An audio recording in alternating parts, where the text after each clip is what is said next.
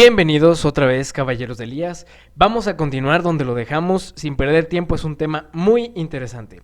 Yo los invito realmente a los que no han visto el video anterior a recapitularlo. Está en la lista de reproducción de El Leviatán. Ahí pueden encontrarlo. Sin más, vamos a comenzar. Más mitologías con dragones, serpientes, Leviatán. Pues está Quetzalcóatl. Ahora esto va a ser pura mitología de México.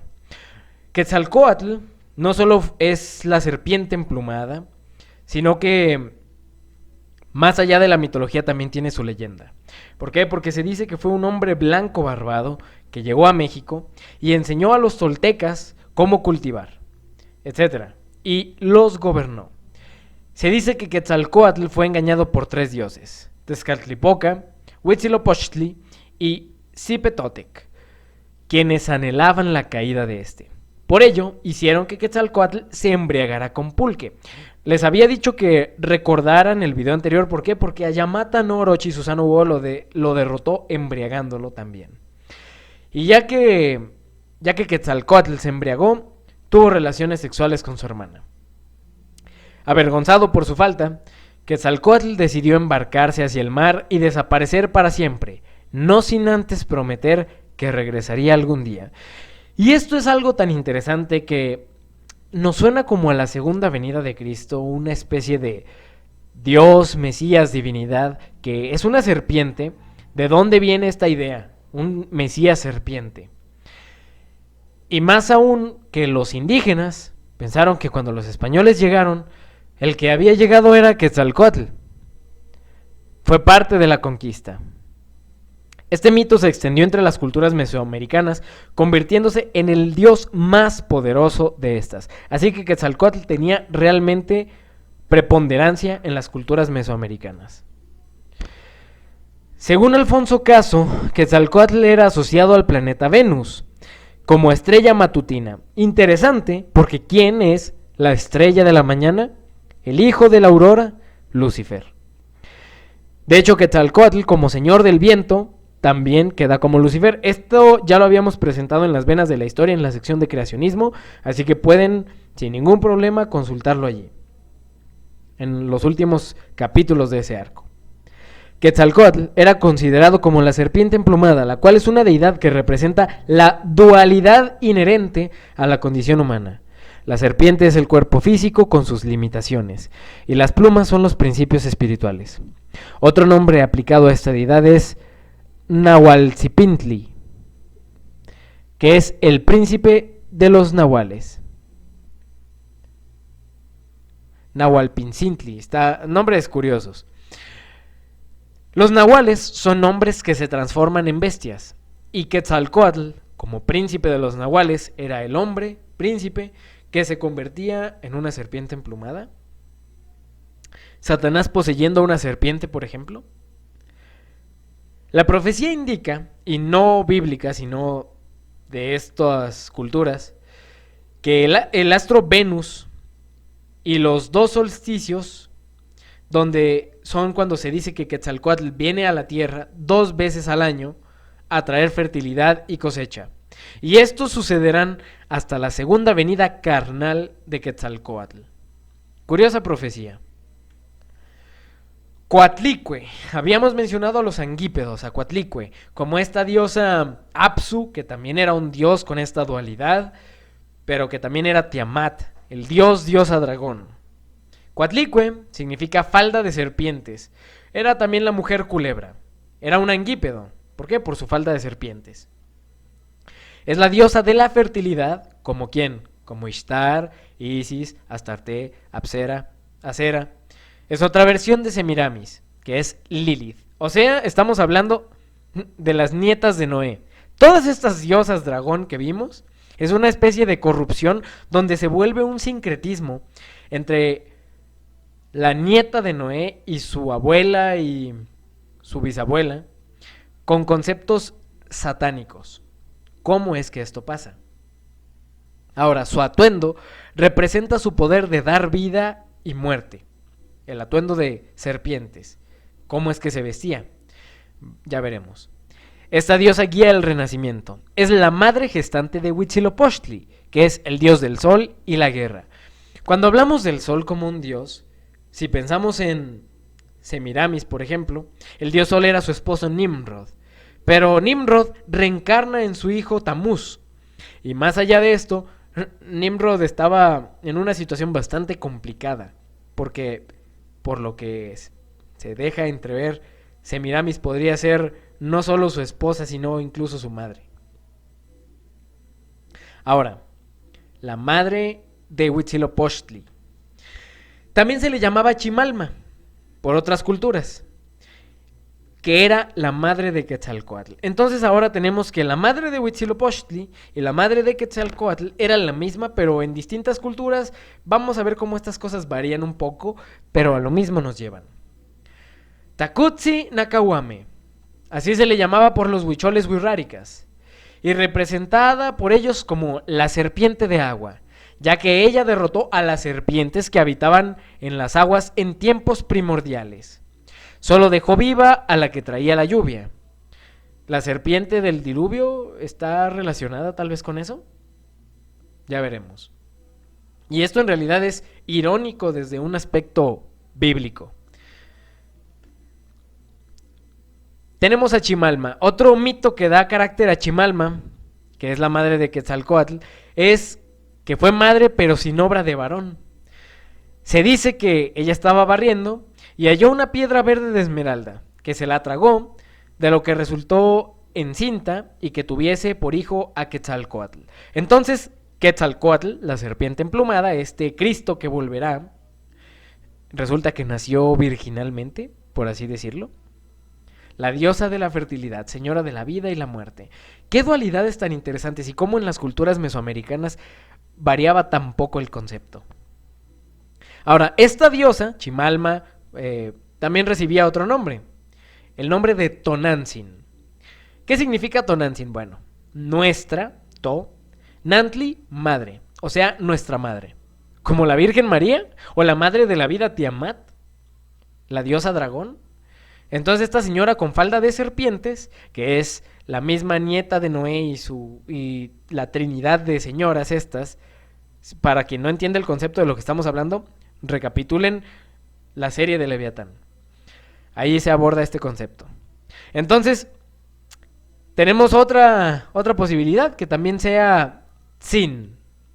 ¿Por qué? Porque es Tonantzin, nuestra madre, pero Tzin es la venerada. ¿Por qué? Porque los católicos dicen, a la Virgen no la adoramos, la veneramos. Bueno, pues, ¿a quién están venerando? También se dice que también se le llamaba Teteo y Nan, o sea, madre, Nan, de los teteos, de los dioses. La madre de Dios, o sea, los nombres Tonantzin y Teteo y Nan es nuestra madre venerada y la madre de los dioses, o la madre de Dios. Estamos hablando de conceptos que son la Virgen de Guadalupe, o la Virgen María. Ahora, veamos que el símbolo de esta señora es las serpientes, pero en el caso de, por ejemplo, Ishtar o Lilith, eran los búhos. ¿Los búhos y las serpientes están conectadas? Pues sí, son un símbolo demoníaco. Lo recordamos de cuando presentamos el primer capítulo. Ahora, Coatlicue, diferentes nombres, Coatlicue, Tonantzin, Chimalma, era venerada como la madre de los dioses y estaba representada por una mujer que usaba una falda de serpientes. Tiene los pechos caídos que simbolizan la fertilidad, un collar de manos y corazones humanos que representaban la vida. ¡Qué precioso collar! La cabeza de esta era sustituida por dos serpientes que se encuentran, o sea, dos serpientes que se miran frente a frente, como se ve en esta imagen. Esto es símbolo de la dualidad, que al crearse dio inicio a todo el universo. ¿Cómo es que una dualidad da inicio al universo? Bueno, una dualidad masculino y femenino que produce todo, como en los dioses egipcios que veíamos, ¿no? El dios del Nilo, Hapi, que era una especie de hermafrodito o transexual. Ahora, esta imagen es la misma diosa, pero en su versión Tonantzin, que es menos agresiva. Cuando es Coatlicue, es esta diosa dura, con cabezas de serpientes y un collar de corazones humanos y con una falda de serpiente sanguípeda. la Tiamat dragón, pero cuando es Coatlicue es en su forma de la Virgen. ¿Por qué le decimos la Virgen? Aquí se demuestra tal cual quién es la Virgen de Guadalupe. Coatlicue era la madre de los Senzón Huitznahuac, o los 400 urianos, que eran las estrellas del sur. Era la madre de las 400 estrellas del sur. Así como de la diosa Coyolxauhqui, que era la luna, que significa el nombre adornada de cascabeles. Que esta luna regía a sus hermanos. Y estaba viviendo la diosa, Coatlicue, en el cerro de Coatepec, que significa cerro de la serpiente. Vamos poniendo contexto. Estrellas del sur, la luna, el cerro de la serpiente. Esto es bíblico. Y entonces Coatlicue estaba haciendo una penitencia. Tenía a su cargo barrer. Una vez mientras barría cayó del cielo un hermoso plumaje que ella recogió y lo colocó en su seno. Cuando terminó de barrer buscó la pluma que había guardado pero no la encontró. En ese momento quedó embarazada del dios Huitzilopochtli. Aquí nos damos cuenta de que Huitzilopochtli, el dios del sol y la guerra, es el mismo pero diferente que Quetzalcóatl, el dios del viento, la serpiente emplumada, serpiente y sol. Este embarazo misterioso ofendió a sus otros 400 hijos, las estrellas del sur, que instigados por su hermana Coyolxauhqui decidieron matar a su deshonrada madre y a Huitzilopochtli al nacer. ¿Qué similitudes tenemos? Bueno, tenemos una guerra de estrellas o ángeles contra una mujer encinta embarazada en el monte sagrado de la serpiente. Así lo quisieron, pero Huitzilopochtli nació y se armó con una serpiente de fuego. El concepto de la serpiente de fuego va a ser interesante cuando lo veamos más adelante, porque está muy relacionado con la espada, con la luz y con el sol. Entonces, Huitzilopochtli se armó con una serpiente de fuego y acabó con sus hermanos y hermanas, que eran las estrellas. Le cortó la cabeza a Coyolxauhqui, aquí no se la aplastó, aquí se la cortó, pero siempre, siempre a la cabeza, que quedó en la cima del cerro la cabeza, mientras que el cuerpo desmembrado fue arrojado hacia el pie del cerro. El sol venció a la luna. Coyolxauhqui, la enemiga de Huitzilopochtli, que es una versión de Satanás pero cristianizada. Es curioso cómo Satanás se aplica a ambos conceptos, el de Cristo y el de Satanás al mismo tiempo. Y aquí es arrojada del cerro de la serpiente Coyolxauhqui sin cabeza. Los sacrificios humanos que se realizaban en la cima de la pirámide de los aztecas hacían referencia a este antiguo mito, ya que los cuerpos de las víctimas debían rodar hacia abajo, igual que el cuerpo de la diosa Coyolxauhqui. De hecho, las pirámides de los aztecas eran un símbolo de Cuautepec, el monte de donde arrojaron a la hermana de Huitzilopochtli. Si estamos entendiendo este concepto, realmente vamos a darnos cuenta de que por qué hay tantas pirámides alrededor del mundo, porque todo es el mismo culto. ¿Y a qué hace referencia? Es que las pirámides son símbolos del monte Sión del cielo. Más allá de tal vez alguna propiedad que puedan tener física, son símbolos del monte Sión en el cielo. ¿Por qué vemos que las pirámides en Egipto, como vimos en los primeros capítulos de esta serie, estaban orientadas hacia la constelación de Tubán el dragón y de Osiris? Ahora, los indígenas mesoamericanos no tenían dioses como tal, sino el concepto de espíritus, que eran los principios de funcionamiento del universo. El movimiento de las estrellas contaba la historia de los espíritus. Los aztecas entendían esto. Y si nosotros estamos entendiendo que el movimiento de las estrellas contaba la historia de los espíritus, estamos entendiendo lo que vimos en el segundo episodio de esta serie, que la Biblia estaba escrita en las estrellas, en símbolos, en constelaciones. Las civilizaciones precolombinas, de hecho, eran grandes astrónomos. Y vamos a ver cómo el Cerro del Tepeyac, y quédense con esto, el Cerro del Tepeyac estaba vinculado a estos conceptos porque era una especie de observatorio. Aquí estaba vinculado precisamente a sucesos astronómicos. Desde ahí se veía salir el sol Huitzilopochtli en el 22 de diciembre. y el 21 en el solsticio de invierno. Ahora, el sol camina al norte, nace Huitzilopochtli y el sol se queda estático 3 días y luego cambia de curso hacia el sur. Entonces, esto algunos lo han interpretado como una especie de símbolo de Cristo, Cristo el sol, pero vemos cómo Satanás se apropia de estos símbolos. El sol camina hacia el norte, nace Huitzilopochtli, se queda estático por 3 días, Cristo estuvo 3 días muerto, por decirlo de una manera, y luego cambia su curso al sur en la resurrección del sol. Pero desde el cerro del Tepeyac se veían los solsticios. Ahora, antiguamente en el cerro del Tepeyac se ubicaba el templo de Tonantzin Coatlicue. ¡Qué interesante!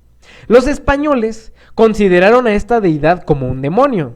Sí, claro, la profecía decía que se alzaría este poder, el papado, sobre todo Dios y sobre todo lo que es objeto de culto. Así que derrumbaron el templo de Tonantzin Coatlicue. ¿Por qué? Porque era un demonio. Claro, ¿qué más pensaría uno de una diosa a la que se le representa con cabeza de serpientes, falda de serpientes y collar de corazones? Pero allí se apareció la Virgen de Guadalupe y se construyó un templo para ella, para los nativos. Tonantzin y Guadalupe eran lo mismo. ¿Por qué? Porque pues solo era una versión remasterizada. Cuatlaxupe, aquella que aplasta. ¿A quién? A la serpiente. Se cree que es uno de los posibles orígenes a esta palabra. También se cree que puede ser Wad al-Luben, que significa río oculto. Una serpiente oculta, tal vez. Porque recordemos que el Nilo era un símbolo del dragón con 7 cabezas que Dios hirió en las plagas de Egipto, específicamente cuando convirtió el agua en sangre. Entonces, un río oculto, una serpiente oculta, aquella que sustituye la serpiente, un regreso de Quetzalcóatl, Jesús, Huitzilopochtli y su mamá, todos estos conceptos. El 12 de diciembre se apareció la Virgen de Guadalupe al indio Juan Diego. Las iglesias católicas construidas sobre observatorios indígenas es un hecho tan interesante porque en el cerro del Tepeyac, donde estaba el observatorio de esta diosa, donde se veían estos sucesos astronómicos que representan toda la historia bíblica, pero de una manera tergiversada, se usaron para construirle un templo a quién, a la misma diosa, Semiramis, pero morenita. Y un ejemplo de esto es lo mismo que pasó en el Monte Graham que presentamos en Puertas Dimensionales, un monte donde los indios lo consideraban sagrado, se manifestaba su deidad y fenómeno ovni, y los jesuitas fueron a construir allí su observatorio para hacer invocaciones. ¿Cómo sabemos esto? Vayan a la serie de las venas de la historia, Arco de Puertas Dimensionales. Ahora, resulta que cuando convertimos el calendario gregoriano al juliano, fue un 22 de diciembre cuando se apareció la Virgen. Un 12 de diciembre, pero un 22 de diciembre si cambiamos de calendario. Lo curioso es, como habíamos visto, que esas fechas eran observadas por el solsticio en el Cerro del Tepeyac. Lo que nos está indicando una situación más allá de astronómica, ritualística. El hecho de que la Virgen se apareciera allí en ese momento nos está indicando que es exactamente la misma diosa remasterizada. Que los católicos creían que Coatlicue era un demonio, sí, pero la que se apareció también. Y entonces presentamos a Chimecoatl, otra diosa, del náhuatl Chimecoatl, que significa 7 serpiente. Por si teníamos dudas, el 7 y la serpiente de 7 cabezas también está en América. Aquí no tiene como tal 7 cabezas, pero el número sí. La 7 serpiente. También se le llamaba, bueno, viene de Chicome, 7, y Coatl, serpiente. Era la diosa mexica de la subsistencia, en especial del maíz, la principal patrona de la vegetación, y por extensión diosa también de la fertilidad. También se la llamaba Xilonen, la peluda. En la mitología náhuatl de la Huasteca se le conoce con el nombre de Chicomezochitl, del náhuatl Chicomezochitl, que es 7 flor. Chicome, 7, y Xochitl, flor. ¿Por qué es interesante relacionar a la serpiente, a la 7 serpiente con la 7 flor? Sencillo, la flor de la vida, un concepto relacionado a la diosa, pero más allá de solo la diosa. Si recordamos los capítulos anteriores, vimos esa imagen, como los senos, el símbolo de la fertilidad que se presenta en tantas de estas divinidades, los senos son las que tienen el símbolo de la flor de la vida, pero también esta dualidad al mismo tiempo. Entonces nos lleva a la etimología, a las connotaciones hebraicas del nombre de la nieta, bueno, de Semiramis y de su abuela, y de Naama, y vamos a ver que el significado de flor también estaba allí. Entonces, ¿por qué el concepto de la flor de la vida está tan presente allí como aquí, en la diosa? Es la misma. No solo tenemos aquí un concepto heredado del diluvio, sino el concepto de las estrellas. Todo se está mezclando en este concepto de la diosa y del dragón, la serpiente. A Chimecoatl le era ofrecida en sacrificio una joven decapitada que representaba a la diosa, cuya sangre se vertía sobre una estatua de Chimecoatl. ¿Cómo hacían la expiación? Interesante porque hay similitudes con lo bíblico. Mientras que con su piel, una vez desollada, se vestía un sacerdote. Pongamos atención con este concepto porque es un rito que no es nuevo. Satanás lo copió de algún lado. Vertir la sangre sobre una estatua de la diosa y luego desollar a la muchacha. Vamos a ver que esto realmente es una imitación de algo que se llamaba expiación. Y lo vamos a ver en capítulos bastante más adelante, pero no se lo pierdan. Por otra parte, Xilonen también recibía sacrificios humanos el 24 de junio para conseguir una cosecha abundante. Chimecoatl representaba el concepto sagrado de fertilidad que tenía significativa vigencia más allá de los límites de Tenochtitlan. El pueblo cantaba esta canción que se consideraba más bien como un himno para despertar a Chimecoatl o Chicomolotzin, disculpen. En otras palabras, se imaginaba como la vegetación dormida. Y bueno, aquí está: 7 mazorcas, ya levántate, despierta. Ah, nuestra madre, tú no nos dejarás huérfanos. Tú te vas ya a tu casa, el Tlalocán. 7 mazorcas, ya levántate, despierta. Ah, nuestra madre, tú no nos dejarás huérfanos. Tú te vas ya a tu casa, el Tlalocán. Mazorca, 7, serpiente, 7, flor, 7. Aquí la mazorca es propia de la zona. Sin embargo, ¿quién le enseñó a los toltecas a cultivarla? Quetzalcóatl. A final de cuentas terminamos redondando a los mismos símbolos. Recordemos que Quetzalcóatl fue un individuo que vino a enseñar. Y una de dos: o fue Satanás, o fue un hombre manejado por Satanás, porque cuando hubo la dispersión después de la Torre de Babel, tuvimos interacción con esta gente que vino. De ahí venimos. Vamos a terminar con Musmahu. Serpiente exaltada o distinguida. Se mencionó en el capítulo anterior, casi al principio. ¿Quién era una serpiente exaltada o distinguida? Un serafín, Satanás. Era un antiguo híbrido mitológico mesopotámico de serpiente, león y pájaro. Aquí ya se empieza a revolver todo. Y a veces identificado con la serpiente de 7 cabezas asesinada por Ninurta en la mitología del periodo sumerio. Es una de las 3 serpientes cornudas, junto con sus compañeros Basmu, Uzumaglu, con quienes pudo haber compartido un origen mitológico común. Entonces vemos otra vez el concepto de esta serpiente exaltada, pero aquí ya se mezcla con león y pájaro. Para ser específico, águila. Serpiente, león, águila, hombre y buey.